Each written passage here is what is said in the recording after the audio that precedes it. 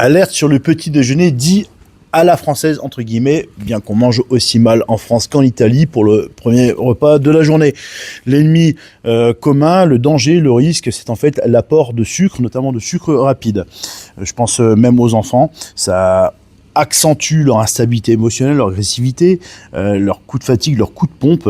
Et en fait, par l'hyperglycémie qui provoque, le sucre ingéré le matin très tôt déclenche des hypoglycémies réactionnelles, sans parler du fait que ça rend insulino-résistant.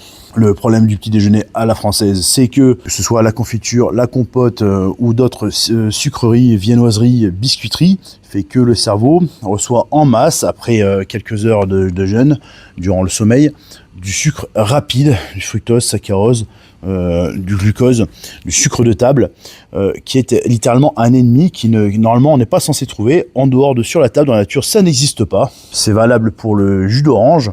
Un jus d'orange, c'est 11% de sucre, c'est-à-dire que dans un verre de jus d'orange de 20 centilitres, vous retrouvez 22-25 grammes, c'est quasiment autant que le coca. Le cerveau n'a pas besoin de ça en excès. D'un coup, ça le déstabilise littéralement.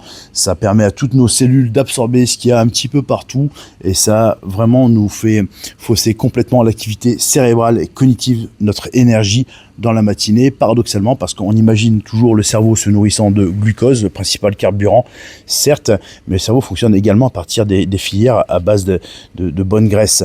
Donc le petit déjeuner optimal, légèrement sucré, avec un apport en protéines et en graisse type fromage, ou des noix, des oméga 3 en somme, qui permettront une diffusion plus lente de l'énergie avec une meilleure stabilité. Sur le plan hormonal, ça permettrait également à la leptine comme à la gréline d'être stabilisée. Ça évite les fringales, ça évite les coups de pompe, ça évite l'irascibilité, ça permet d'être plus performant sur le plan cognitif.